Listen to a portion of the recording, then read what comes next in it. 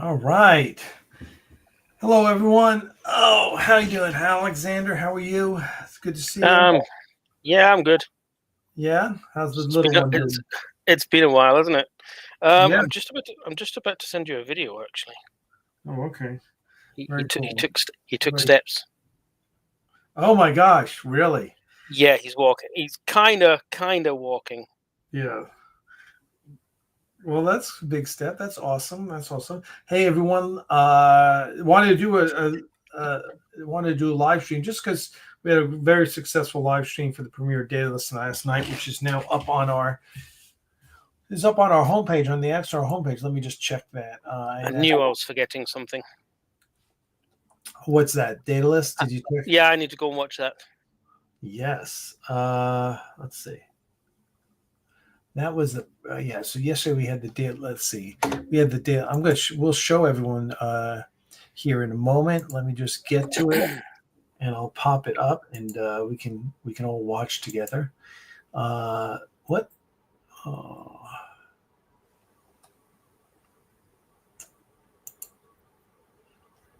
I'm just confirming. Yeah. Yeah. He got. Okay. Oh yeah, it looks good. The homepage looks good. So if you oh, if you guys go to our homepage here, and I'll show you what it looks like. If you go to our homepage, of course this is the actual homepage, and of course we have Prelude and the Vulcan scene up top there. But what we've done is we've added fan films in the Axanar universe here. We got Prelude to Axanar, Interlude, the Icarus Maneuver, and Daedalus.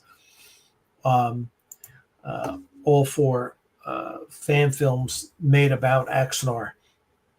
Um, and Daedalus is kind of our own project, but we have so many different people working on it. Wanted to make sure other people got credit for the amazing work they do, especially Chris Lee over on your side of the pond, who just he's really did an amazing job with the Daedalus. So I am going to and everyone make sure you watch the May update, which has over 7,000 views on it right now, which is really nice. Um, I had no idea Chris was from the UK. yeah. Yes. It's just the countless discussions in the chat. It's never once occurred to me to ask.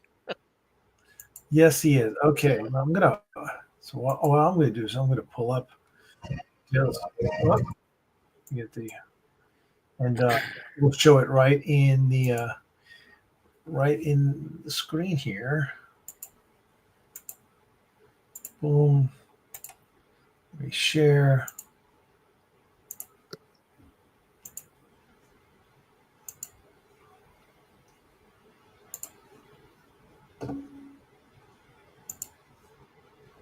There we go. All right, let's. It's 5 minutes long, so it won't be too long. But here we go. I'm going to get it full screen. Where's our full screen? There's our full screen.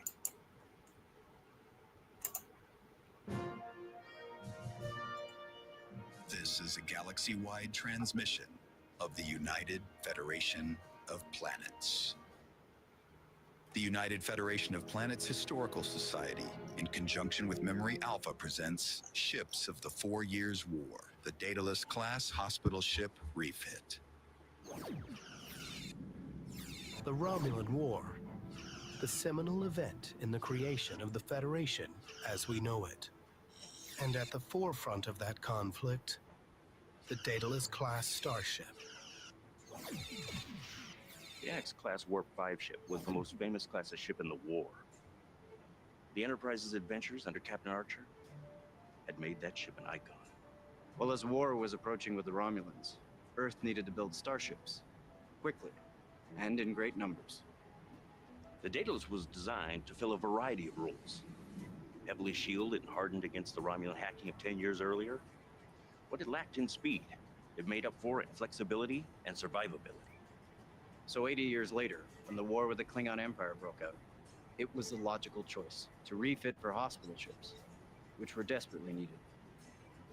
Well, just like the Liberty ships of the Second World War, the Daedalus class ship was mothballed rather than scrapped. Our top technical personnel worked with the Starfleet Corps of Engineers. They put in every piece of equipment that our medical team could use.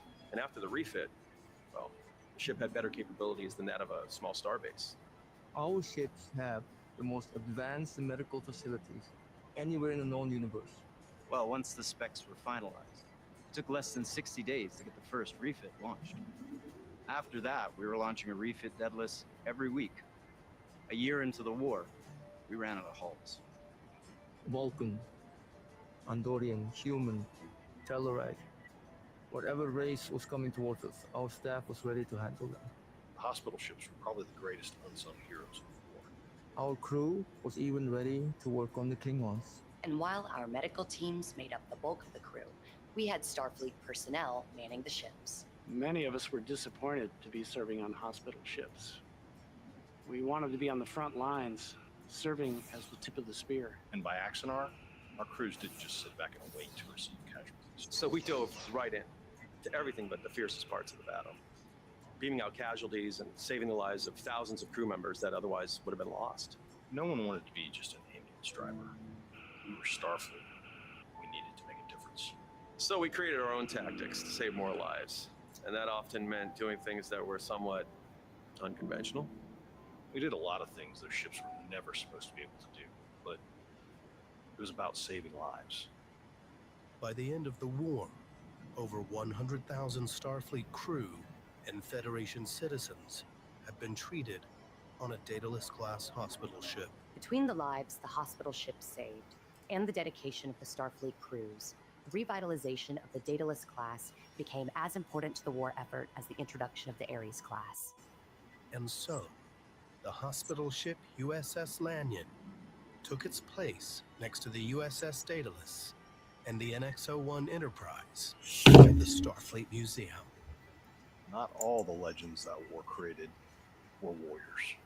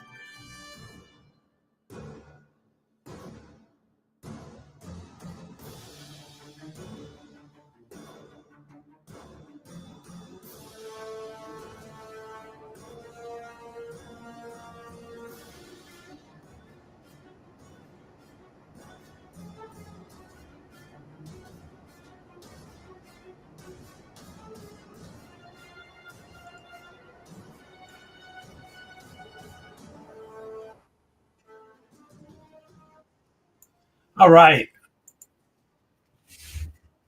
So there you go. I got to let the credits run. It's having spent time in Hollywood. It's disrespectful not to let the credits run. So we got to certainly honor that. But hope you guys enjoyed that. That was a fun little project. That was kind of a whole bunch of people got together. We did it really for Dave and Goodney to get them on camera, and as well as Dana and Paul and and Sean, people who've helped us out, especially Dana and Paul, who are just like stalwarts, right? That's really important to us. So it was really a thank you to everyone for the work they've done on it. And so we had a premiere last night. If you're interested, go back, watch the live stream premiere, which is an hour long. But Dave and Goodney are there. We interview them, and Paul jumps on later. So it's good stuff. It's cool to see Dana in front of the camera rather than working as magic behind. Yeah. I know. Yeah, I know. It was good. It was good. And we're going to do more of those. I talked to Dave and Goodney, and they were so thrilled with it. So I think we'd love to do more of those short little films. So we'll see. How's everyone doing out there in YouTube land? Feel free to jump in the comments. Let us know. A few things. Oh, by the way, there is a 25% off special in the Axanar store. Discount code Daedalus. It's good through the end of the month. So if you want anything, feel free to go there and check it out. Also, I wonder how many emails you're going to get saying this code's not working because they've spelt Daedalus wrong. Yeah, exactly. It's not the easiest thing to spell. Not my problem if you can't spell Daedalus right. But that's good. Nemesis says that was really well done. I like the different shots of the data strips. The acting and the camera work was great. I mean, Dana, Paul, Sean. Well, Sean's a professional actor. He's been doing it all his life. But Dana and Paul are not, and they did wonderful. Nadia was just knocked it out of the park as Admiral Kovalenko. Just go to the Axanar. Someone asked for the link, so I put the ticker up. Yeah. There you go. There you go. And of course, you can also. I will also show you if you just go to. If you go to our webpage here, that's being redone. Up here, you'll see a bunch of links and stores down here, and you just click on the store link, and you'll get. Boom. There's our store. And here's our new thing is we will make you a Funko Pop digitally, not in real life, but this is a we'll use AI to make you a Funko Pop for $15, which all goes towards the Axanar Animal Rescue. By the way, I am in love with my Funko Pop. I mean, the image. I love mine as well. It really captures the essence. No, now also, just so everyone knows, we've been Lee and I have been working on the website on different things. One of the things Lee did was put all the Axanar fan films down here, all the fan films about Axanar down here, so you can quickly check in on them. But we also have this section up here about Axanar. If you click on the Axanar team, this is kind of like the stalwarts who've been making it since the beginning. Here's me, Mark Edward Lewis, Dana, Jeff Fagan, Crystal. Here's Alexander, Tobias Richter, Lee, and Bing. So that we use those Funko Pop images to put in a good use. And then here, producers, if you click on the producers link, you get there's Dave Lanyon and Goodney. There's Crystal again, Sue Chi, one of our producers, and Dale Simpson. So even that looks like Dale. I know, doesn't it? It's uncanny. I know. The two best ones are Dale. The Dave Lanyon one's pretty good. I think Dana's one is and Mark's is spot on. Honestly, yeah, Mark's great. That's great because that definitely looks like Dana. This one is uncanny. The one of Jeff. I mean, holy shit, that is just so good. That's so spot on. And that's pretty much you. So it's really good. So so check that stuff out, my friends. And there you go.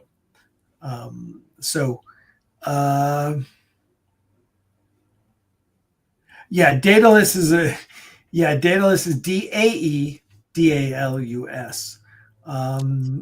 Daedalus. That's how I remember to spell it. Daedalus. Ooh, excuse me.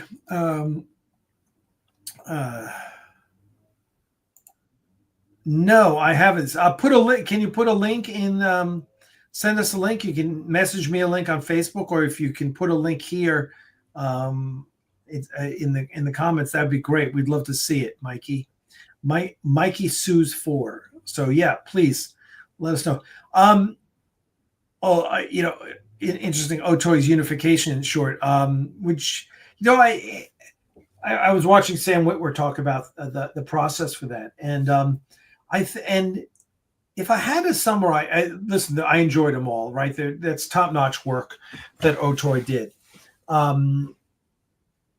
Didn't necessarily resonate with me as a story, because it wasn't a story; it was really a scene. But there was a lot of cool stuff in it, right? And beautifully executed. So what, listening to Sam talk about it, I really came to go, the Otoy stuff is technical. They're all about pushing the technical bounds of filmmaking. Axanar is all about heart. That's what our Axanar is about. It's about the core of what Star Trek fandom is about. So there you go. But not to take anything away from what they do, because their work is brilliant. Outstanding. So there you go. I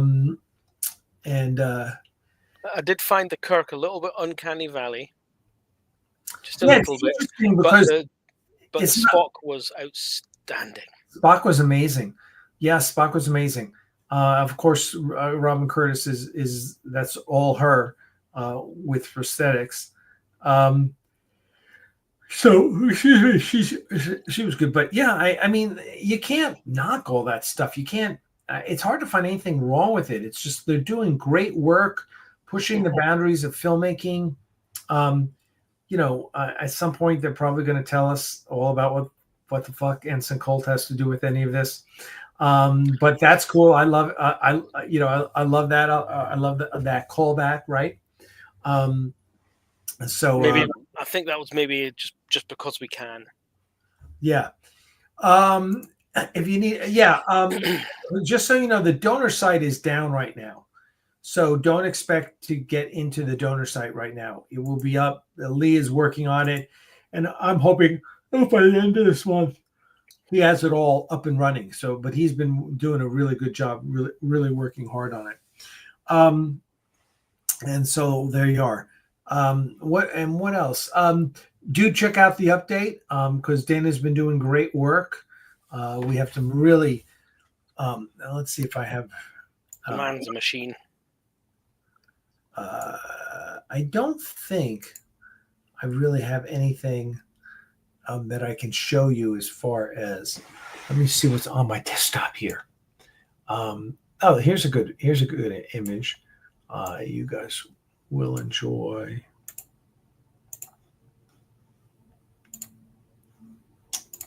I guess I have to open it first, don't I?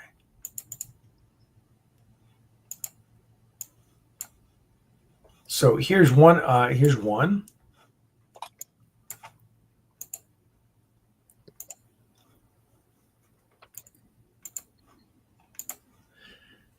Quick work that Dana did. This is not final, but there is a shot where we need to show all the captains on both sides on their respective bridges. So Dana did that, and then it's not easy getting the green screen out of the hair. Yeah, no, it's not. It's a lot of work. He's done a sterling job there. And then here's one of his finished composites here that you'll.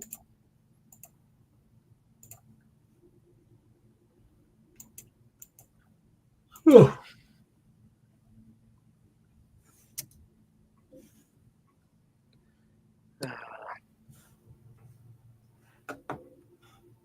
So there you go.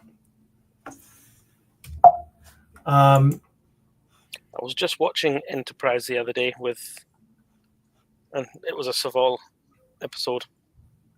Well, he was in it anyway. It was just after they come back from the Expanse, and he's giving Archer a bit of a grilling. Gotcha.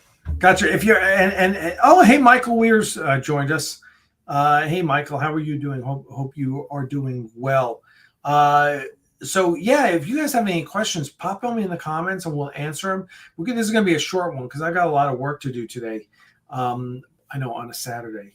but we just had our friend who's kind of a contractor come in and do a bunch of work around the house today, which distracted me also.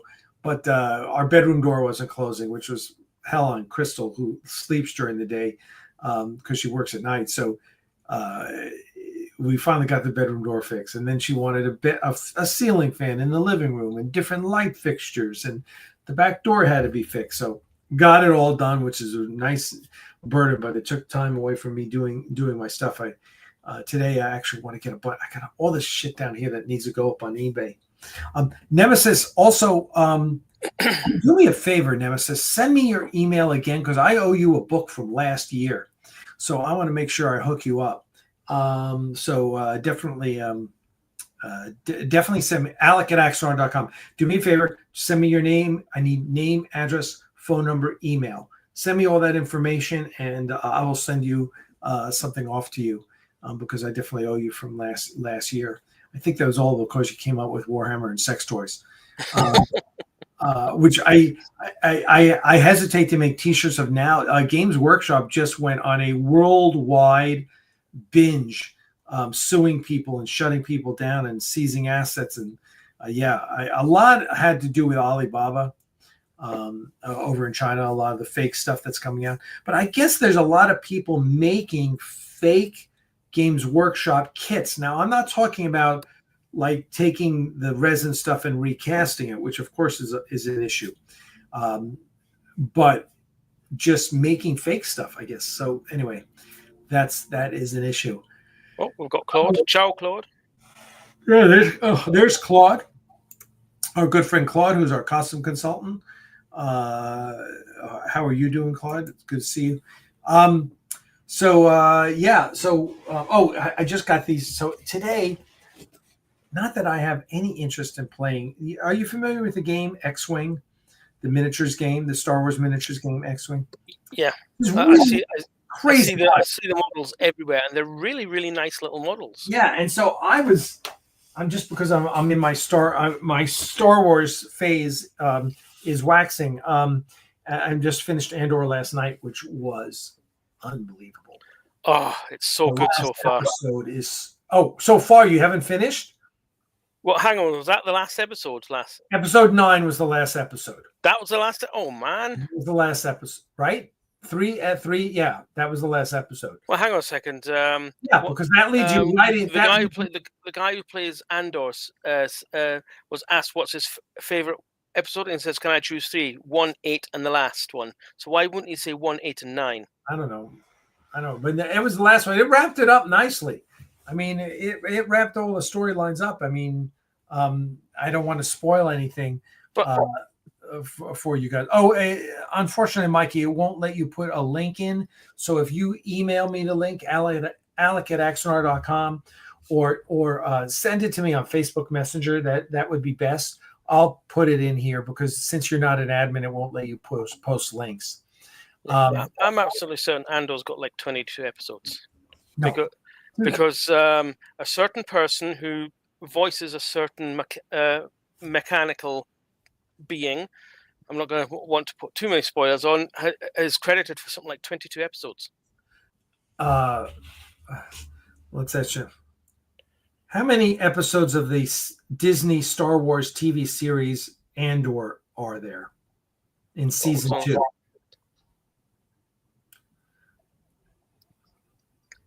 I mean, if 9 was the finale, they didn't make much of a hoo-ha about it. It's searching the web. Oh, it does. It is 12 episodes. Is that what That would make sense, because then next week is if they release 3 more like they've been doing. Yeah, 12 our next week. Okay, there you go.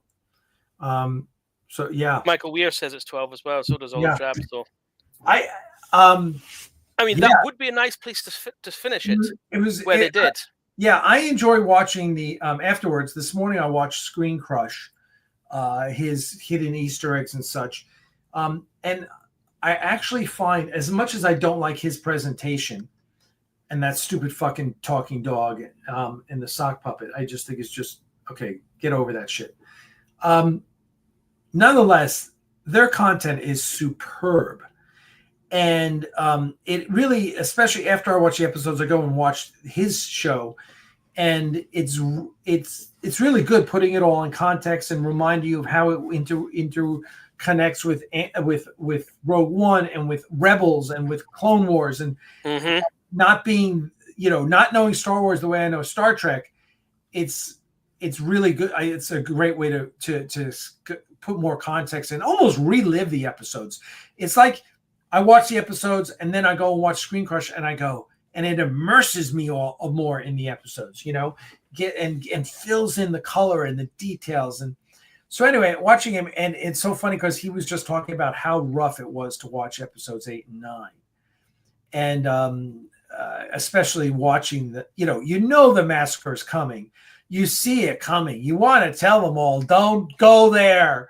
You don't go there. That's a bad idea. And meanwhile, you got 3 of the main characters there, and you're like, get out now, right? And it is. And Ryan Airy, the guy on Screen Crush, was saying it was kind of heavy, and it was. It's not Star Wars. It's if you think Rogue One was heavy, this is even heavier. I mean, Andor is way deep in the weeds of the rebellion, but it is so superb because it tells us everything about how the rebellion was built, and it's just amazing how good it is. There's no question that it's the best Star Wars show that they've made. It's the best. It's the best Star Wars since Empire Strikes Back.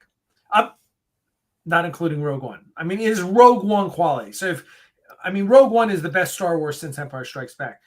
It is. So it's so perfect that that's the movie that this is all leading into, because this is just as good. As much as I love Ahsoka and I love Mandalorian, and I was okay with Obi-Wan and Boba Fett. Those are fine. They had their moments. They had the boss fights in Obi-Wan. Oh, fantastic! Finally, a proper showdown. Yeah, and he gets served a big slice of humble pie. Yeah, but the Andor is just because what I loved about Rogue One was how real it was. Like Rogue One was great action science fiction, where it wasn't science fantasy the way Star Wars generally is. It was way more grounded, and that's what I loved about it. So that's what Andor is. Andor is to Star Wars what Battlestar Galactica is to science fiction TV shows. I mean, Battlestar Galactica is the best science fiction TV show by far, because it was just great drama, right? You didn't even have to be a science fiction fan to love Battlestar Galactica. And that's the way I think of Andor. Like, you don't have to be a Star Wars fan to love Andor. Andor is just brilliant filmmaking, and what I love it. And I've been watching all the behind the scenes stuff now, because it inspires me as a filmmaker to go, oh my God, yeah, what about that? Look how they did that. Look at it is the top of the game. One thing I was saying to my friend, because we actually watched the episodes last night because we couldn't see them straight away, so we avoided all the spoilers and we watched them last night. And actually, just before the massacre with all the stormtroopers, I should say they've actually made the stormtroopers look menacing this time. Beforehand, it looked they were a bit of a joke. As long as you could run around the corner, you'd be fine. But there they are, with a overlook over the crowd, and they look menacing. Right. I'm like, how did they do that? Yes. Yeah.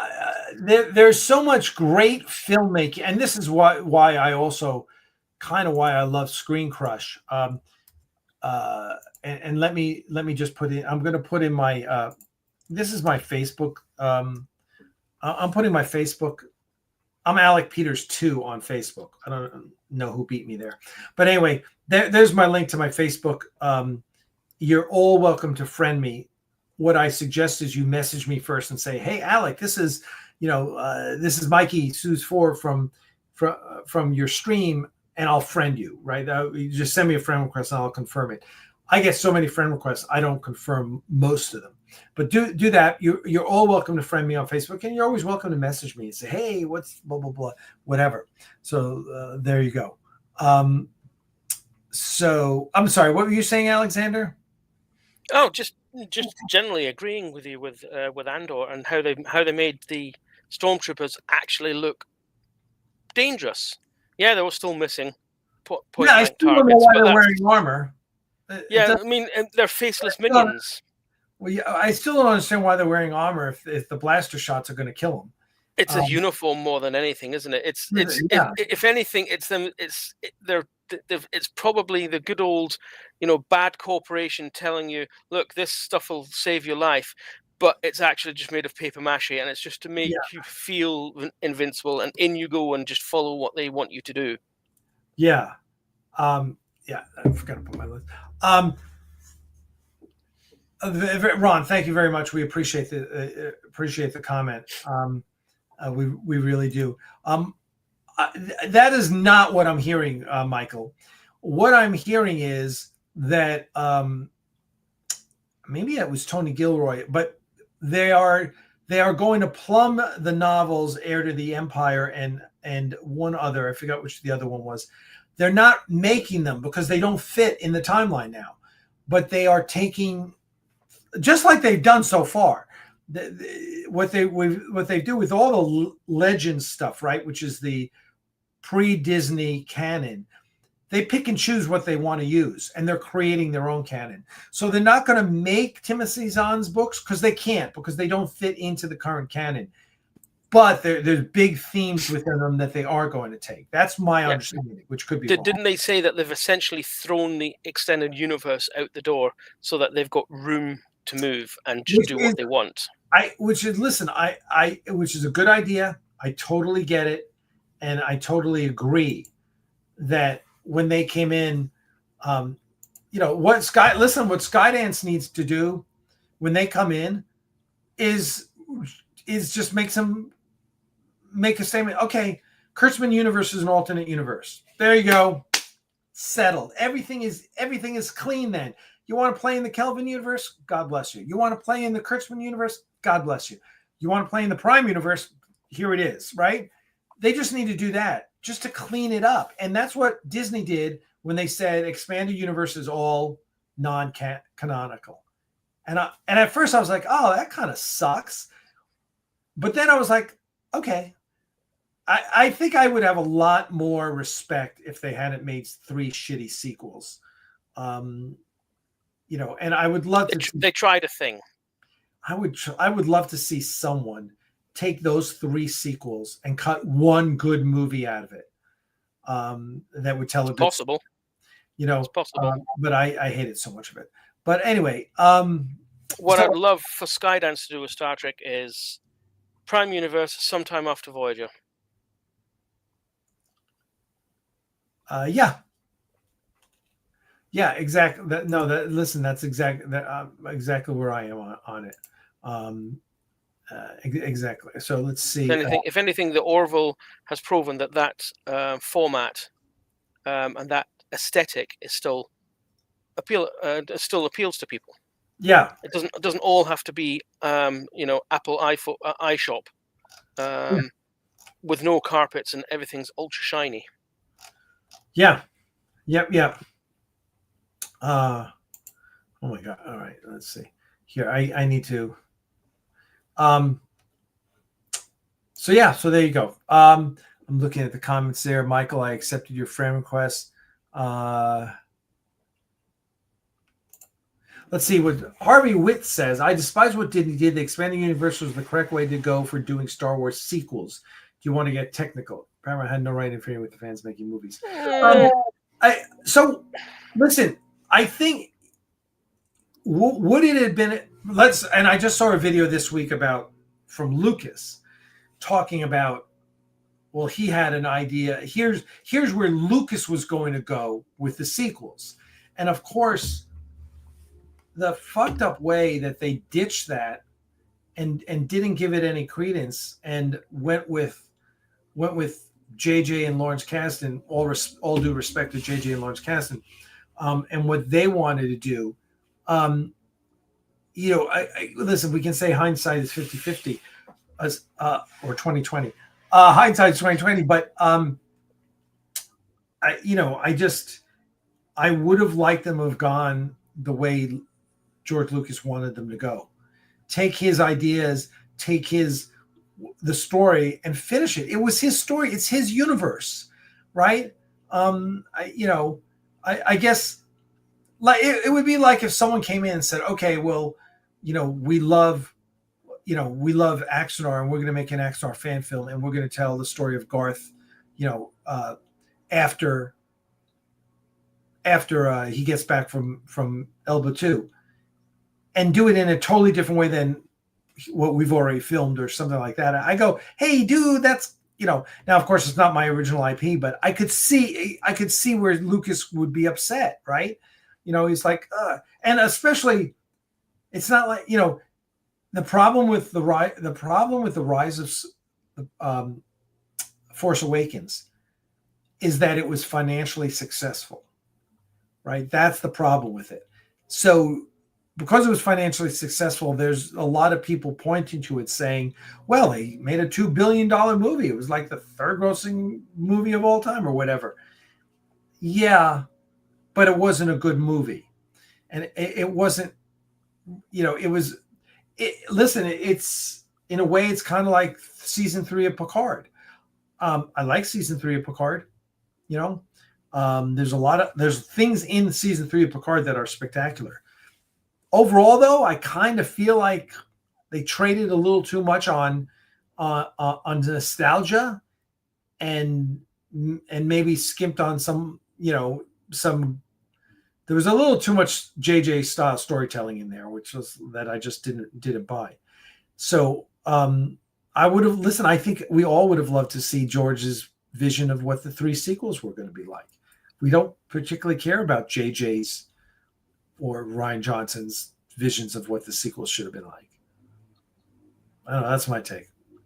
I mean, I disagree. I think throwing the expanding universe out was the correct thing to do, because Star Trek fans can be a bit rivet countery when it comes to canon. Yeah, I agree. Disney would not have been able to do anything without an outpouring of hate. So, oh, you did that. It should be this shade of gray and not that shade of gray. Here it is in that book, detailed exactly. Literally rivet counting. Star Wars fans are terrible for that. We saw this ship in that kind of configuration, so it can only be in that configuration ever. It can't have anything. Look at the hate that Solo got for how the Millennium Falcon looked before he trashed it. Oh, you can't have the Falcon looking like this. It looks like that. No, this is before we first see the Falcon. Just shut up and let them tell a story.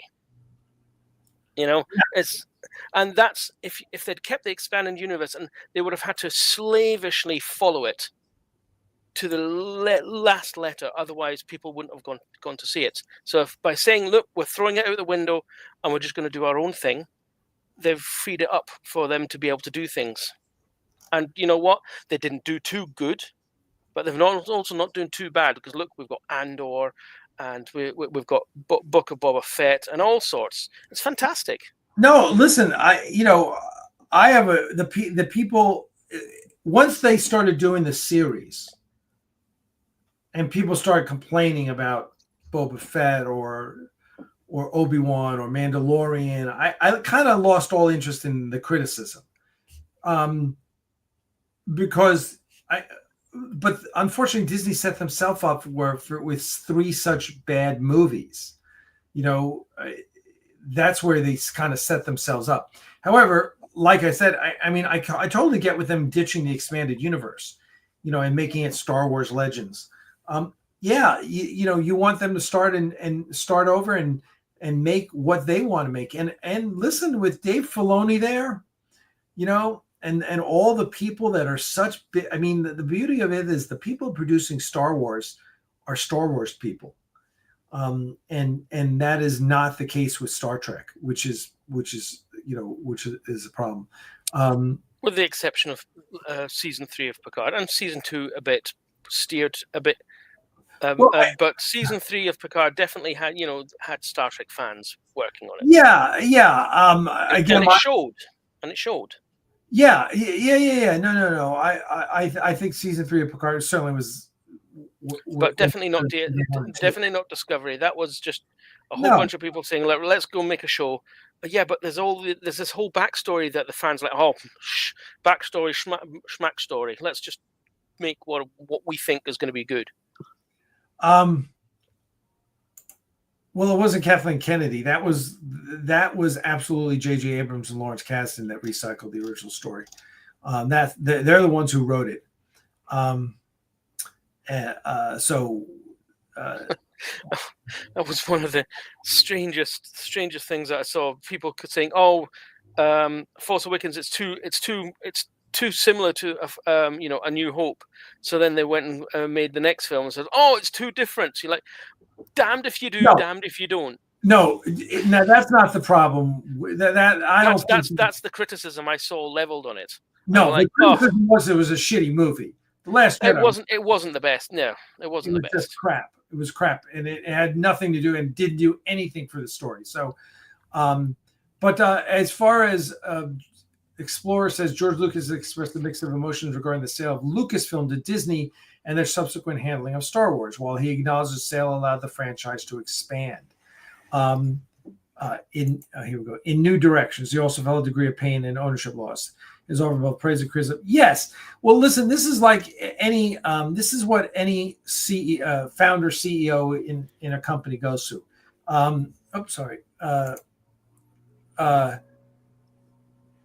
Is that there comes a point where you need to give it up because you don't have the skill set to go where it needs to go. Now, in Lucas's case, he gave it up because he just realized he wanted to spend time with his kids. He did not want to spend the next 10 years of his life making 3 movies. I get it. It was a good, yes. And so he's going to have some bittersweet feelings about that. Scott says, I think Paramount doing Discovery was a direct result of the popularity of Prelude to Axanar and seeing it. Yes, it absolutely was. And which is also why they tried to sue you out of the way. Yeah, that's exactly why they tried to sue me out of the way. So there you go. Are you Fox ruined Enterprise? Stop that. Let me do it. I'm going to I just have to answer this. Fox ruined Enterprise. No, it wasn't. It was CBS. They got a new head and he hated Star Trek and he just went just make it go away. Yeah, they did. Yeah. Absolutely. Lower Decks is absolutely made by Trek. That's why everyone, there's so many nods to the lore in Lower Decks, which I appreciate. I totally disagree with you here, Harvey. There was complaints all over the internet about the 3 Star Wars sequels. There was, there were a lot of people who liked Force Awakens, but I don't know. I don't know anyone who was raving about The Last Jedi. What's interesting, I saw one video and it was talking about how popular, how everyone thought that they were like, we like Force Awakens.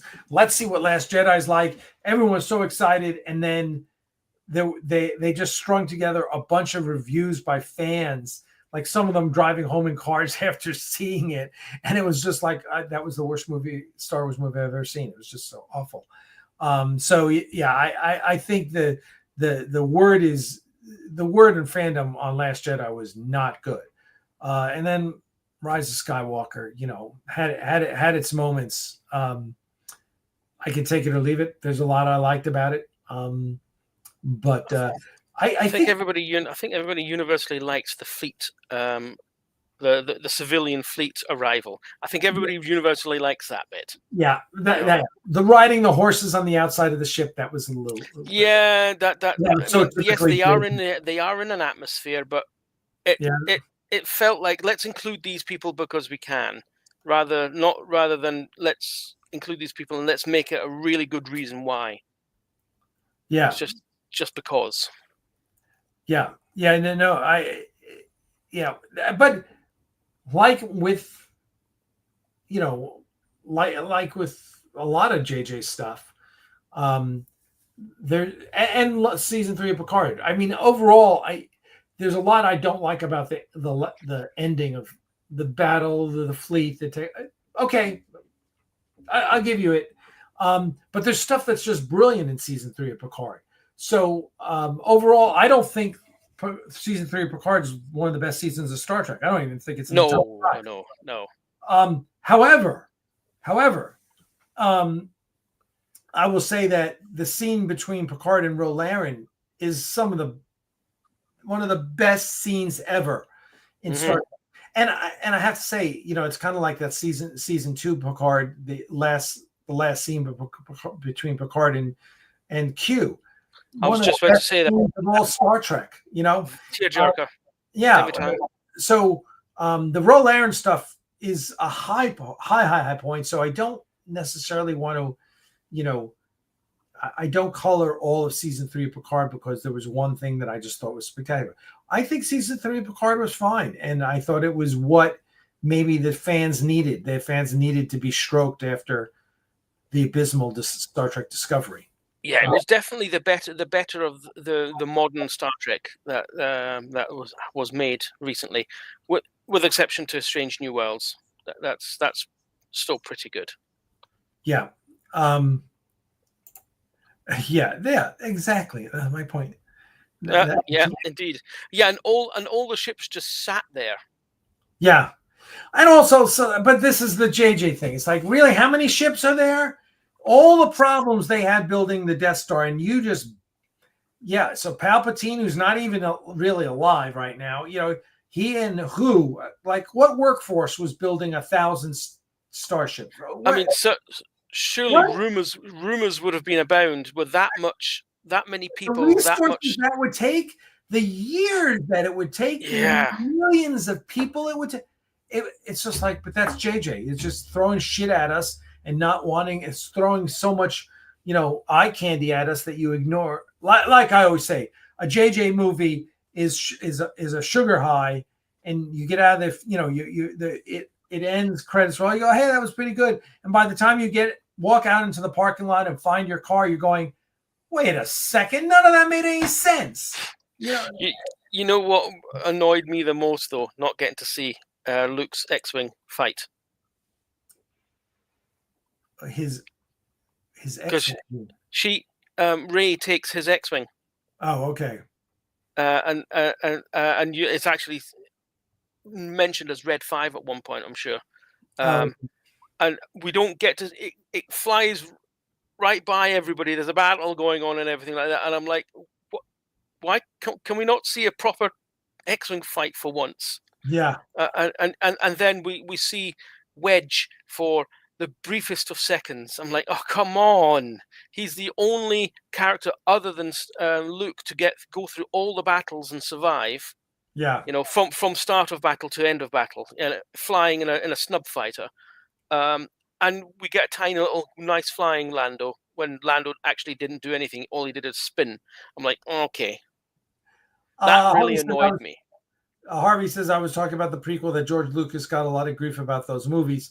Yeah. Listen, the prequels, the funny thing about the prequels is, as much as we didn't like them necessarily when they came out, I think they came out to mixed reviews among fans. I thought they were fine.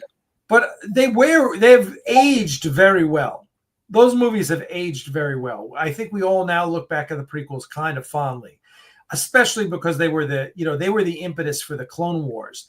And you can't. Now they've got the sequels. Now they've got the sequels to compare them to. Everybody's going, actually, we had it pretty good back then.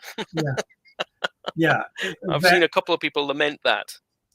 Yeah. So anyway. All right, guys. Well, listen, we're going to wrap it up now. I want to thank everyone for coming out and sitting and chatting with us on this weekend. Make sure you check, if you want, you can check out Daedalus again on the Axanar Facebook page, not Facebook page, on Axanar.com. And listen, if you're not a member of our Patreon campaign, please, patreon.com/Aries Studios. Every other day, I'm posting stuff about behind the scenes on Axanar. You're going to get to see the visual effects before anyone, the compositing before anyone. There's always stuff there. So, hey, just $5 a month, and you can, be part of that and find it. And it helps us, and it's a great way to see what's happening, because there's a lot of great stuff happening. Axanar is kicking butt, and we're deep in post-production right now. And the updates even come to your email inbox, so you don't have to purposely look for them. Yeah, that's right. Exactly. So, all right. No, and I will finally say, he still is a bad character. I'm sorry. I saw he's for the kids. Just ignore him. He's for the kids. The part where he's giving the emergency power to the chancellor, I'm like, oh, that's still a shitty accent, and I still, whatever. But yes, and thank you. Yeah. So make sure you check us out. Sign up for our newsletter on the Axanar website and follow us there. So there you go, everyone. Want to thank you all. And if you have any questions, you know where to reach me. What I'm going to do is I'm going to send you out on the Axanar teaser trailer. And if you have any thoughts, you let us know. But it's great. Everyone have a great weekend. Please be safe out there. All right. Cheers.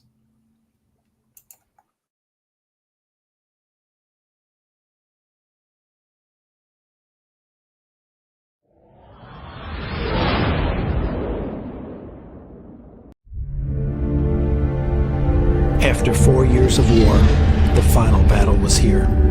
We brought our best to face our enemy. We brought our ships, our people, our ingenuity, our courage. But the Klingons brought something more. They brought Leviathans. The Klingons had unleashed their dreadnought, the D7, and it wreaked havoc upon us. And Karn and his forces were massed to end the fight in the most brutal way possible. And we all knew the very survival of the Federation was at stake. But I was not going to let it end that way. And I was not alone. When we have our backs against the wall, when we are outnumbered and outgunned, when the darkness is about to overwhelm us, that is when what it means to be Starfleet really matters. That is when every one of us stood up and said, it ends here.